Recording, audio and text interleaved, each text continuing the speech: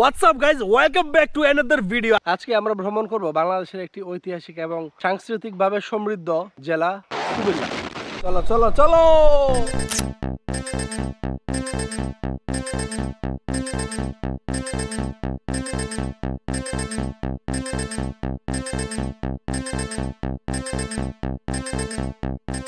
আসসালামু আলাইকুম, সবাই কেমন আছেন? আজকে আমরা ঢাকা থেকে রওনা দিলাম বাংলাদেশের এক ঐতিহাসিক ও সাংস্কৃতিক ঐতিহ্যে ভরপুর জেলা কুমিল্লায়। চলুন ঘুরে আসি কুমিল্লার কিছু মনোমুগ্ধকর দর্শনীয় স্থানে। আমরা এখন পৌঁছে গেলাম দাউদকান্দি। দূর থেকে এই মসজিদটা খুব সুন্দর দেখা যেতেছিল, বিশেষ করে ওই মসজিদের মিনারটা। আল্লাহু আকবার। এই যে এটা হচ্ছে টমসম ব্রিজ, কুমিল্লা টমসম ব্রিজ। এই যে তুমি দেখছো এটা কিন্তু টমসম ব্রিজ, বুঝছো? কুমিল্লার মানুষ এখানে রাস্তা দখল করে বাজার বসেছে, এই বিষয়টা একটু খারাপ লাগলো। কুমিল্লা শহর থেকে মেন রোডে আসলাম, এটা হচ্ছে নন্দনপুর। আমরা যাচ্ছি শালবন বৌদ্ধ বিহারে।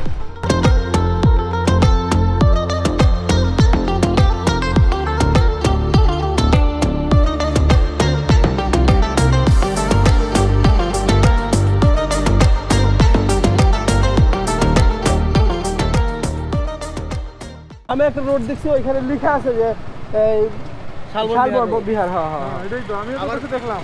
আবার এই জন্য তো তামাইছি এখানে ময়নামতি মিউজিয়াম সামনে।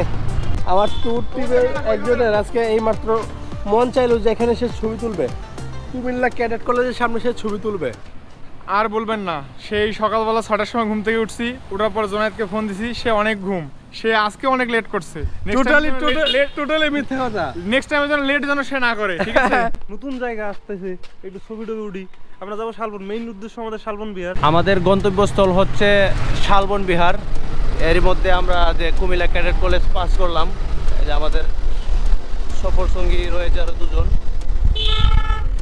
আর we are very close to Shalban Bihar.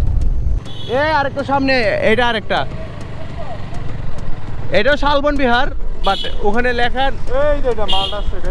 এটা নব, এটা নব নব, এই যে নব শালবন বিহারের স্তম্ভটা দেখা যাচ্ছে।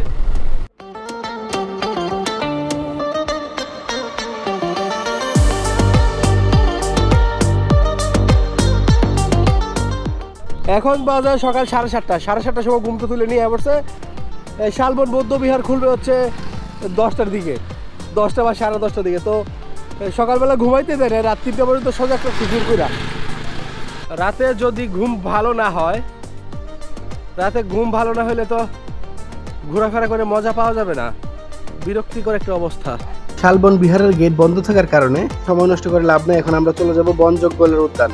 কুমিল্লা ইউনিভার্সিটির ঠিক পাশেই একটা বন জঙ্গলের উদ্যান আছে, সেখানে আমরা চলে যাব। কিন্তু আমার বন্ধুরা সেখানে আগেই চলে গেছিল, এই যে আমাকে সে সিগন্যাল দিয়েছে থামার জন্য। আমরা চলে আসলাম বন জঙ্গলের উদ্যানে। সব দেখা যায়।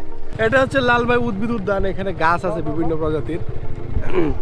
আমরা একটু ভিতরে যাই দেখি কি অবস্থা। এটা পাহাড় আছে আশেপাশে না? আমার মাথায় একটা জিনিস ঢুকে না, প্রত্যেকটা ইউনিভার্সিটির পাশে এরকম বন জঙ্গলের উদ্যান কেন থাকতে হবে?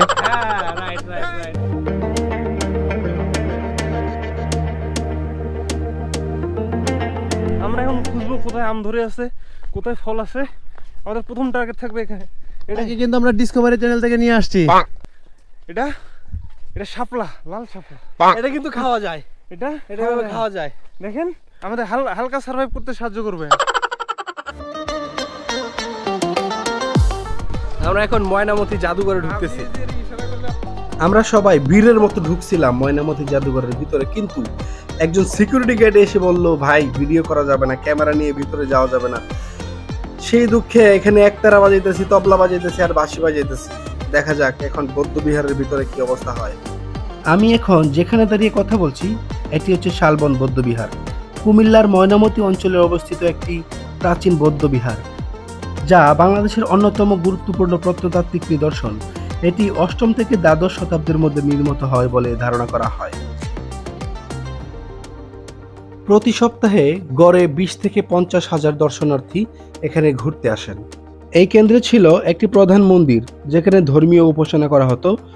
খননের সময় এখানে নানান ধাতব মূর্তি, পোড়ামাটির ফলক, প্রাচীন মুদ্রা পাওয়া গেছে, যা সে যুগের ধর্মীয় ও সাংস্কৃতিক ঐতিহ্য সাক্ষ্য বহন করে। বর্তমানে এই দুর্গটি প্রত্নতত্ত্ব অধিদপ্তরের অধীনে সংরক্ষিত এবং পর্যটকদের জন্য উন্মুক্ত করে দেওয়া হয়েছে। আসসালামু আলাইকুম। আমরা এখন সারাদিন ঘুরতে ঘুরতে বিভিন্ন জায়গায় ঘুরছি।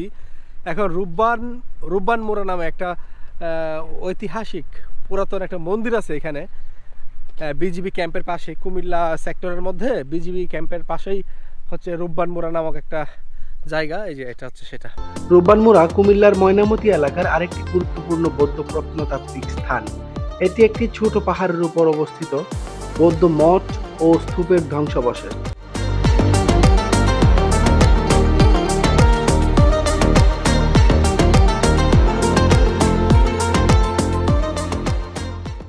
আমরা সর্বশেষ ঘুরে দেখব কুমিল্লা ওয়ার সিমেট্রি।